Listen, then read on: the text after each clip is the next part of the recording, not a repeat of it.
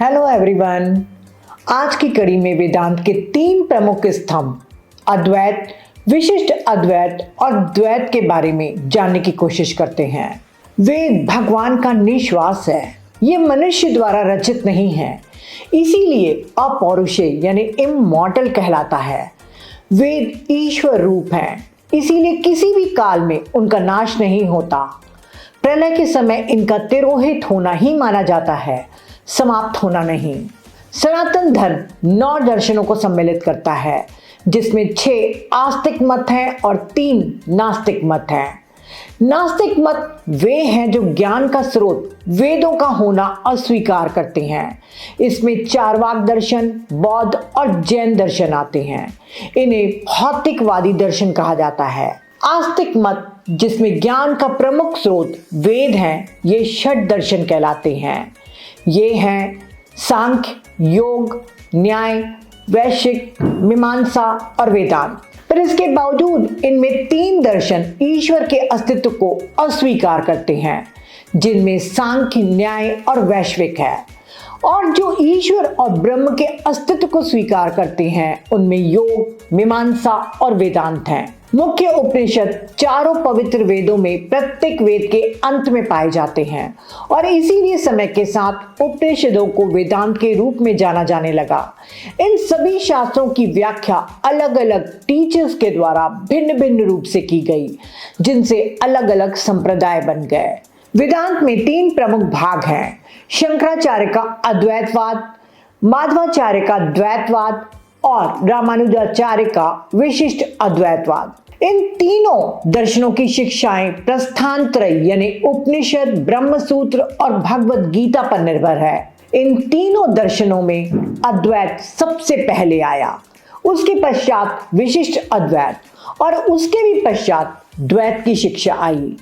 अद्वैत की शिक्षाएं उपनिषदों, भगवद गीता और ब्रह्म सूत्रों का प्रतिनिधित्व करती हैं, पर निसंदेह श्रीमद् भगवद गीता में ऐसी टिप्पणियां पा सकते हैं जो विशिष्ट अद्वैत और द्वैत का समर्थन करती हैं।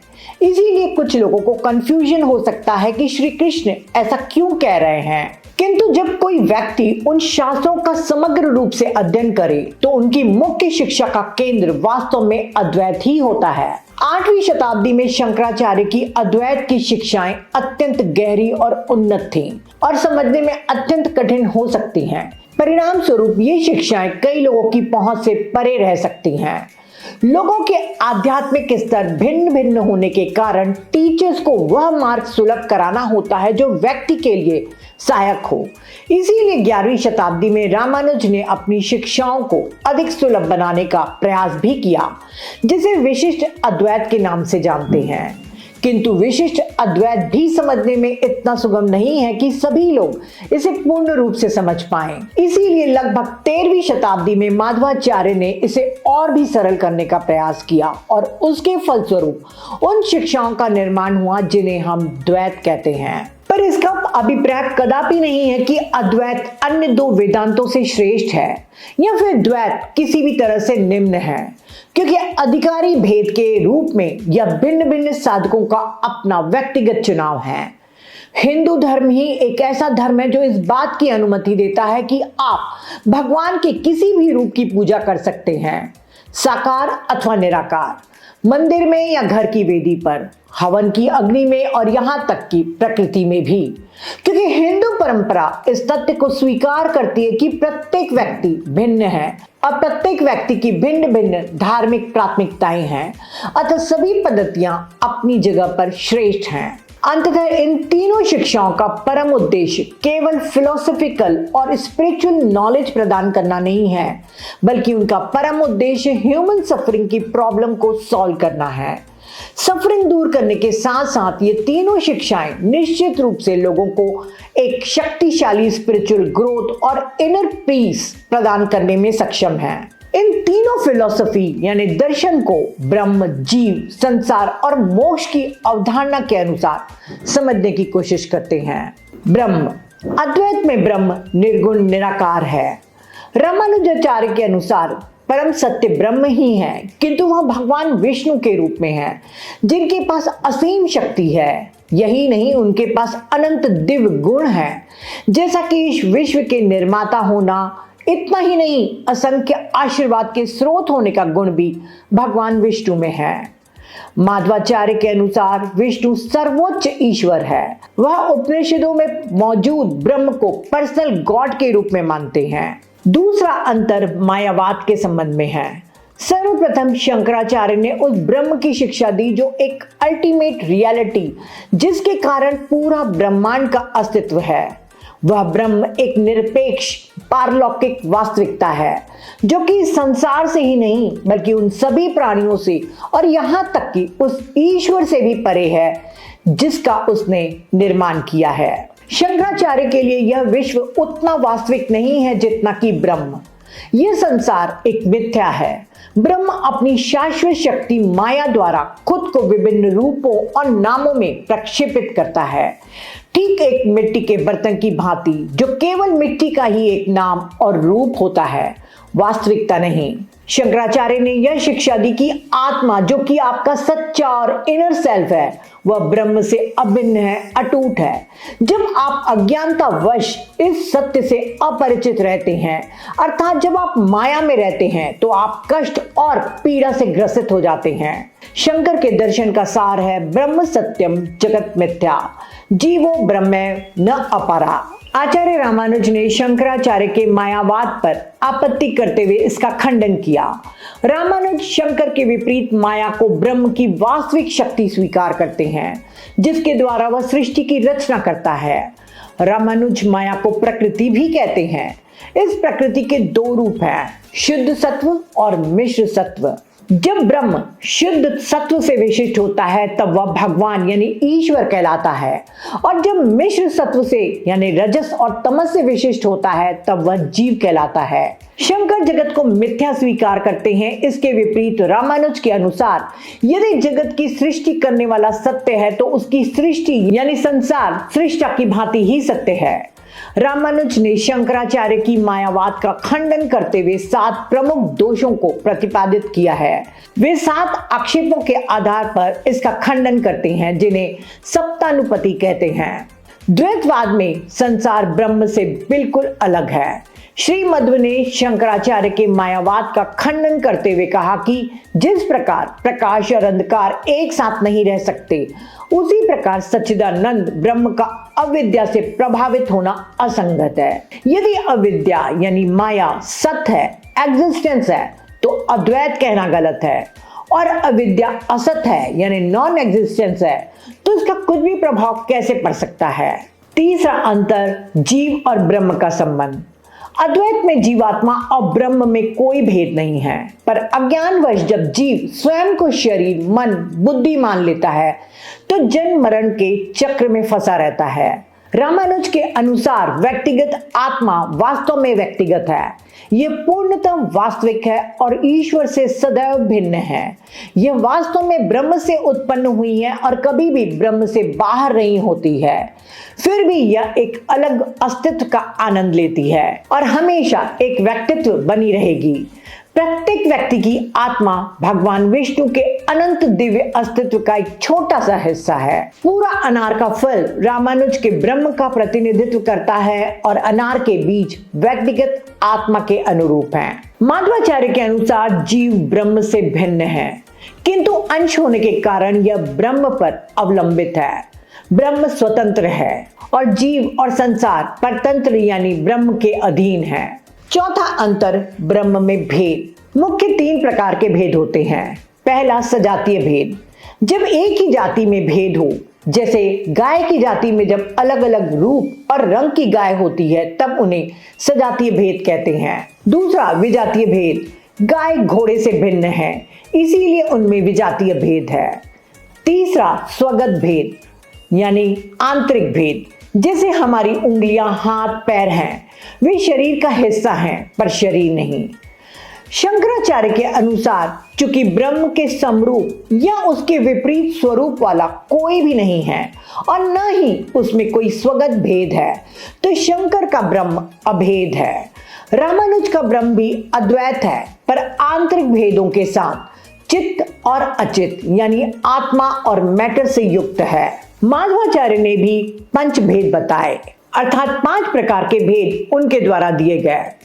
पहला, प्रत्येक आत्मा और भगवान विष्णु के बीच का भेद। दूसरा, व्यक्तिगत आत्माओं के बीच का भेद। तीसरा, मैटर और भगवान विष्णु के बीच का भेद। चौथा, मैटर और आत्मा के बीच का भेद। पांचवा, विभिन्न प्रकार के मैटर के बीच का भेद। इस तरह शंकर के ब्रह्म अभेद हैं और माधवाचार्य और रामानुजाचार्य के लिए भेदों के सहित हैं। अगला अंतर जगत का है।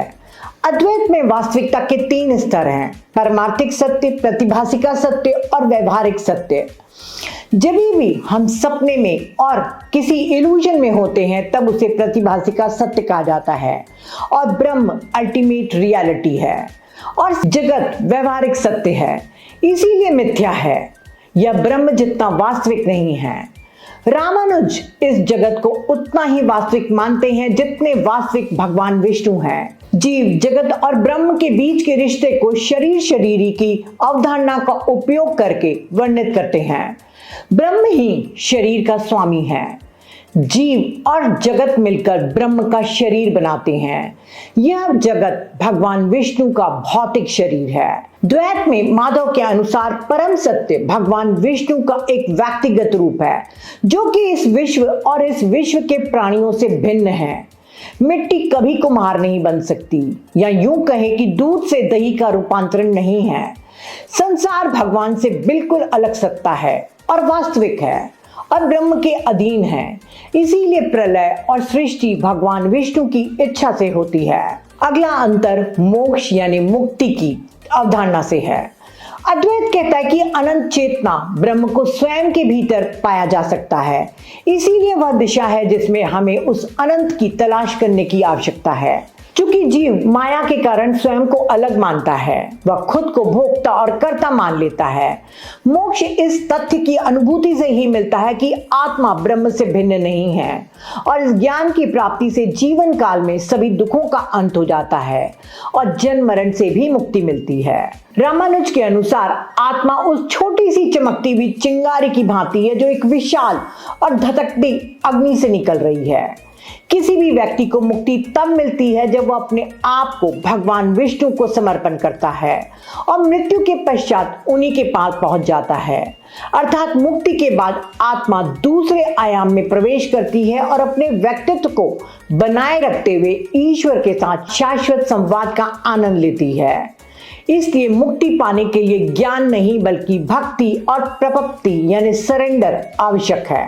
माधवाचार्य के अनुसार मोक्ष की प्राप्ति तभी हो सकती है जब आप गहन भक्ति करें, ऐसी भक्ति जो भगवान विष्णु की कृपा का आह्वान करती है और आपको जन्म जन्मांतरों तक कष्टों से बचाती है।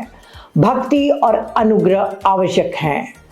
मुक्त आत्माएं भगवान के साथ रहती हैं। सरल शब्दों में कहें यानी सतही तौर से समझे तो अद्वैत वेदांत में केवल ब्रह्म का ही अस्तित्व है, शेष सभी कुछ केवल नाम और रूप है। ये अर्थात ब्रह्म निर्गुण और निराकार है। विशिष्ट अद्वैत में ब्रह्म सगुण और साकार है। भगवान विष्णु के साथ ही इस भौतिक संसार और पृथक पृथक आत्माओं का अस्तित्व है और यह सभी पृथक पृथक आत्माएं और जगत भगवान विष्णु के ही अंग है और उनसे अलग नहीं है। द्वैत वेदांत में परम सत्य सगुण और साकार है, भगवान विष्णु के रूप में है। इसका अस्तित्व इस भौतिक संसार और पृथक आत्माओं के साथ साथ है, किंतु ये आत्माएं न केवल एक दूसरे से भिन्न है बल्कि यह भगवान विष्णु से भी पूर्णतः भिन्न है। संसार का स्वरूप अद्वैत में मिथ्या है जबकि विशिष्ट अद्वैत में वास्तविक है और द्वैतवाद में वास्तविक होने के साथ साथ बिल्कुल अलग है। मुक्ति का मार्ग अद्वैत में ज्ञान है और विशिष्ट अद्वैत में भक्ति और प्रवृत्ति है तथा द्वैत में यह भक्ति, सेवा और अनुग्रह है। वेदांत की इन 3 पद्धतियों की तुलना अति संक्षिप्त रूप से हम समझ रहे हैं। शंकर, रामानुज और माधव के अनुयायियों के बीच एक स्पष्ट विभाजन है और ये विभाजन इतना शक्तिशाली है कि वह एक दूसरे की तीखी आलोचना करने में भी किंचित संकोच नहीं करते। हम कहानी के द्वारा समझने की कोशिश करते हैं कि कैसे हम अद्वैत, विशिष्ट अद्वैत और द्वैत की शिक्षाओं में सामंजस्य बैठा सकते हैं। ये कहानी 3 साधुओं के बारे में है जो क्रमशः माधवाचार्य, रामानुजाचार्य और शंकराचार्य जी की परंपरा में प्रशिक्षित थे। एक दिन वे समुद्र के किनारे चले गए। समुद्र के किनारे खड़े होकर गोष्ठी करने लगे। प्रथम साधु, जो माधवाचार्य जी का अनुयायी था, दूसरों से कहता है, इस विशाल महासागर को देखो कि कैसे प्रत्येक लहर का जन्म महासागर से होता है। इसका अस्तित्व भी महासागर के कारण ही है और अंततः यह लहर सागर में ही लौट जाती है। ठीक इसी प्रकार माधवाचार्य पृथक पृथक आत्माओं और भगवान विष्णु के बीच के संबंध का वर्णन करते हैं। और यह भी देखो कि कैसे हर लहर केवल अन्य सभी लहरों से ही भिन्न नहीं बल्कि महासागर से भी भिन्न है। यह पूर्ण रूप से माधवाचार्य के प्रसिद्ध विभिन्नता के सिद्धांत के अनुरूप है। और यह भी देखो कि कैसे लहरों का अस्तित्व समुद्र पर निर्भर है किंतु सागर का अस्तित्व लहरों से स्वतंत्र है। यह माधवाचार्य की उस शिक्षा के अनुरूप है कि प्रत्येक आत्मा अपने अस्तित्व के लिए भगवान विष्णु पर निर्भर है किंतु भगवान स्वयं अपनी सृष्टि से स्वतंत्र है। अन्य दोनों साधुओं ने इसे ध्यानपूर्वक सुना। तब दूसरा साधु, जो कि रामानुजाचार्य का अनुयायी था, बोलने लगा। उसने महासागर का वर्णन भिन्न प्रकार से किया। उसने कहा, मैं आपका दृष्टिकोण समझता हूं किंतु जैसा आप देख सकते हैं कि प्रत्येक लहर महासागर का ही एक छोटा सा भाग है। इस महान विशाल महासागर के पास असंख्य लहरें हैं। ठीक उसी प्रकार जैसे भगवान विष्णु के पास असंख्य गुण हैं, जैसा कि रामानुजाचार्य जी ने कहा था। और प्रत्येक लहर विशाल महासागर का एक छोटा सा भाग है। ठीक उसी प्रकार जैसे प्रत्येक आत्मा भगवान विष्णु की अनंत दिव्यता का एक अत्यंत लघु अंश है। सभी लहरें महासागर का ही स्वरूप हैं। ठीक उसी प्रकार की जैसे यह विश्व और आत्माएं सभी भगवान विष्णु के ही स्वरूप हैं। यही रामानुजाचार्य ने हमें सिखाया था। एक लंबे विराम के बाद तीसरे साधु ने, जो कि शंकराचार्य जी का अनुयायी था, दूसरों से कहा, आप दोनों ने जो भी कहा वह मुझे अर्थपूर्ण नहीं लगता। इतना सुनते ही वे दोनों साधु विस्मित होकर बोले, क्या आपको यह लहरें दिखाई नहीं देती? तो तीसरा साधु बोला, आप किस लहर के बारे में बात कर रहे हैं? पहले के 2 साधुओं ने पूछा, क्या आपको महासागर दिखाई नहीं देता? तीसरा साधु बोला, कौन सा महासागर? तो दोनों साधुओं ने पूछा, तो फिर आपको क्या दिखता है? तीसरा साधु बोला, मुझे केवल जल दिख रहा है। यहाँ केवल जल है। ठीक उसी प्रकार जैसे शंकराचार्य जी ने कहा कि केवल ब्रह्म का ही अस्तित्व है। महासागर के तट पर खड़े ये 3 साधु देर रात तक तर्क वितर्क करते रहे। आपको क्या लगता है कि तर्क में किसने विजय पाई होगी? उत्तर है, इनमें से किसी ने भी नहीं, क्योंकि हर साधु अपने दृष्टिकोण से सही था। तीनों साधुओं के द्वारा दिए गए स्पष्टीकरण उनके अपने दृष्टिकोण से सही थे। इस पर यह तर्क करना कि कौन सा स्पष्टीकरण उचित था और कौन सा अनुचित, इससे कोई लाभ होने वाला नहीं है। जब तक साधु तर्क वितर्क करते रहे, वे उस विशाल महासागर की सुंदरता का आनंद नहीं ले सके। और यही स्थिति उन सभी तर्कों के लिए भी सत्य है जो अद्वैत, विशिष्ट अद्वैत और द्वैत सिद्धांतों पर होते रहते हैं। इन तीनों में से प्रत्येक को अपने अपने दृष्टिकोण के अनुरूप सही माना जा सकता है। उनके बारे में तर्क करना केवल शब्दों और तर्क के एक ऐसे जाल में उलझा देता है जो अंततः आपको अल्टीमेट रियलिटी की सुंदरता को सराहने में बाधक बनता है। अधिकांश हिंदू द्वैत दर्शन का पालन करते हैं। उन्हें लगता है कि ईश्वर उनके जीवन का नियंत्रक है, ईश्वर उनसे अलग है। ये तीनों ही दर्शन आध्यात्मिक यात्रा के अलग अलग चरण हैं। इसीलिए मेडिटेशन और भक्ति अपनी अपनी जगह सही हैं। जो भी व्यक्ति को उचित लगता है उसी मार्ग को अपनाकर अपनी आध्यात्मिक यात्रा को आगे बढ़ाना चाहिए। और यह हमारा कर्तव्य है कि हम सभी मार्गों का आदर करें। आज के लिए इतना ही। Thank you.